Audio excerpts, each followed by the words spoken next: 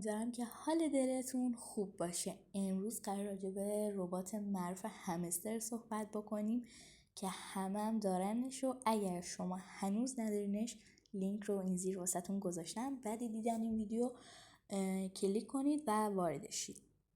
خب قرار تو این ویدیو راجع به کلا یه توضیح کامل راجع به همستر بدم و اینکه بهتون بگم کدوم کارت ها بخرید بهتره و در ازای سکه‌ای که میگیره پروفیت بالاتری بهتون میده و در انتهای ویدیو راجع به صحبت میکنیم که پروفیت مهمتره یا سکه. خب اول که توی این قسمت ماین اول که صرافیتون رو حتما BingX انتخاب کنید. توی این قسمت بالا میتونید کلی صرافی دیگه هم هست ولی BingX رو شما انتخاب کنید و توی این قسمت ماین بیاید اینجا میبینید که به 4 قسمت تقسیم شده. اولین چیزی که شما بخرید خوبه این کارت و کارت بعدی اینه. کارت بعدی ببینید ضرب در 30 ضرب در 50 ضرب در 75 ضرب در 100 اینا قفلن ولی خب میتونید با کارتایی که گفته ارتقا بدین لولش مثلا به 6 برسونی یا 10 برسونی اینا رو باز کنید. اینا به نسبت خوبن. این کارتی که محشره این کارت واقعا خیلی خوبه. اینا حتما بگیرید. اینا هم همینطور و اینجا که گفتم همش. خب ببینید توجه داشته باشید که خیلی نباید لولش رو بالا ببرید. چرا؟ چون ممکنه بین کارت های روزانه باشه و شما به مشکل بخورید قیمتش خیلی بالا باشه. مثل این ببینید مثلا من 7 میلیون باید بدم و این خوب نیست. این اشتباه رو نکنید. و آره بریم تو قسمت دوم. قسمت دوم کلا مزخرفه، خیلی چیزی نداره جز یه دونه که اینم خوبه. 38,000 تا میگیره، 1000 تا بهتون پروفیت اضافه میکنم. قسمت سوم فقط اینه که نقشه کشیدن خوبه و کلا باید همه کارتا رو به لول 3-4 برسونید تا بقیه کارت هم براتون باز شه.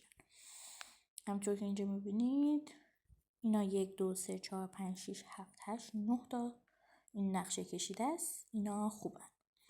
همونطور که گفتم اصلا لولش رو خیلی بالا نبرید. اینجا مای کارتایی که خریداری شده و توی قسمت بعدی کارت های جدیده و اینجا هم کارتایی که تاریخ انقضاشون گذشته. کارتایی که ارزش خرید دارن این کارت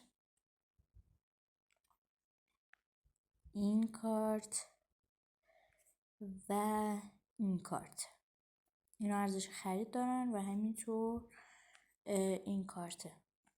آره این کارت لامبورگینی رو میبینید. خب اینا پروفیتی به شما نمیدن و فقط از شما سکه میگیرن. اون کارت برای شماست.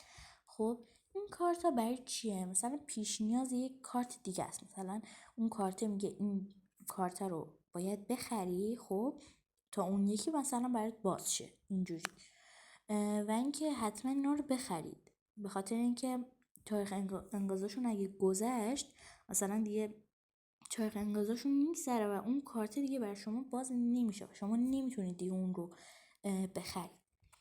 و خب کارت که بهتون گفتم. حالا بریم توی قسمت فرندز. توی این قسمت خب اینجا زیر مجموعه هاتون رو بهتون نشون میده و میتونید حالا دوستاتون دعوت کنید. توی این قسمتی که اینجا شما میتونید روزانه سکه بگیرید. اگه 10 روز باش سر هم این ربات رو باز کنید و اینجا کلیک کنید یه روز پنجمتون 5 میلیون، دهم بهتون 5 میلیون میده که خیلی خوبه. توی ویدیو یوتیوبشون اگه ببینید 100,000 تا میده. اگر البته باید تو چنل تلگرامشون جوین شید 5,000 تا هم بهتون میده و سرفرض دوستاتون دعوت کنید 25,000 تا بهتون میده که خیلی خوبه. و تو این قسمت اگه مثلا من کلیک کنم اینجا 8 تا بهم میده. خب 8 تا میره کلا جلو. اگه من میخوام 9 تا بره باید اینو ارتقا بدم این. و همینطور این که اینجا میبینید واسه من 4500 تاست. اگه بخوام بشه 5000 تا اینو باید ارتقا بدم و هر وقت اینجا خالی شد میتونم اینو فری بزنم رایگان پرشه برام. آره کنم همین توضیحات رو دادم. و آره یه توضیح دیگه هم بهتون بدم. مثلا این کارت خوب حواستون باشه وقتی میخواین بخرید اینجا دقت کنید نوشته پروفیت که مثلا این شیت کوین به من میده 11,000 تاه. این چیزیه که در حال حاضر داره به من میده. وقتی شما لولش رو برید بالا میگه 799,000 تا ازت میگیرم ولی 1000 تا اضافه میکنم. حواستون باشه این چیزی که بهتون اضافه میکنه، نه اینکه 11,000 تا دوباره بهتون اضافه کنه. این چیزی که در حال حاضر داره به شما میده و حواستون خیلی به این موضوع باشه. و خب بریم سراغ این که پروفیت مهمتر یا سکه.